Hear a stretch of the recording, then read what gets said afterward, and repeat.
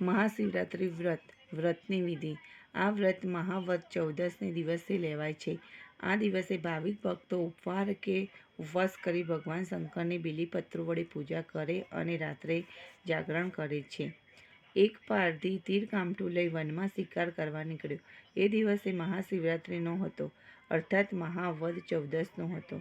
આથી રસ્તે જતા આવતા લોકો શિવ શિવ બોલતા. આ સાંભળી પારધીને નવાઈ લાગી. તે પણ દેખાદેખીથી રસ્તામાં જે કોઈ મળે તેને શિવ શિવ કહેવા લાગ્યો. આમ અજાણતા તેનાથી પ્રભુનું નામ લેવાઈ ગયું. પ્રભુનું નામ જાણે અજાણે કે મશ્કરીમાં પણ લેવામાં આવે તોય તેનું ફળ મળે. કારણ આ તો ભોળા શંભુ તેમને રીઝવતા વાર ન લાગે. પારધી આખો દિવસ શિકારની શોધમાં રખડ્યો, પણ તેને ક્યાંય શિકાર મળ્યો નહીં. સાંજ પડી ત્યારે તે એક સરોવરના કિનારે આવી પહોંચ્યો અને ત્યાં બીલીના ઝાડ પર ચડી શિકારની રાહ જોવા લાગ્યો. સામે સરોવર કિનારે એક મૃગલી પાણી પીવા આવી. આથી પારધી બાણ મારવા ઝાડ પર આગોપાછો થયો. એના પરિણામે ઝાડ પરથી કેટલાક બીલીપત્રો ખરીને નીચે માટીથી ઢંકાઈ ગયેલા શિવલિંગ પર પડ્યા. પાંદડા પડવાના અવાજથી મૃગલી ચમકી ગઈ અને તેને ઊંચે જોયું તો પારધી બાણ તાકીને બેઠો હતો. આથી મૃગલીને આદર સ્વરે પારધીને કહ્યું, હે પારધી, તારે મને મારવી હોય તો ખુશીથી માર, પણ એ પહેલાં એકવાર મને મારા ઘરે જઈને બધાને મળી આવવા દે. મૃગલીએ ખૂબ કાલાવાલા કર્યા અને સોગંદપૂર્વક પાછા ફરવાનું વચન આપ્યું. ત્યારે પારધીએ તેને જવા દીધી. મૃગલી ખુશ થતી ત્યાંથી દોડી ગઈ. થોડી વાર થઈ ત્યારે બીજી મૃગલી સરોવર કિનારે પાણી પીવા આવી. તેને પણ પારધીને જોઈ વિનંતી કરી કે ભાઈ, મને ઘરે જઈ બધાને મળી આવવા દે, હું તરત પાછી આવીશ. પારધીએ તેને પણ વિશ્વાસ રાખી જવા દીધી. પારધી બંને મૃગલીઓની રાહ જોતા બેસી રહ્યો અને તેને રાહ જોયા સિવાય કંઈ કામ નહોતું. આથી બીલીપત્રોના પાન તોડીને તે નીચે નાખતો હતો. આ બીલીપત્રો નીચે શિવલિંગ પર પડતા હતા.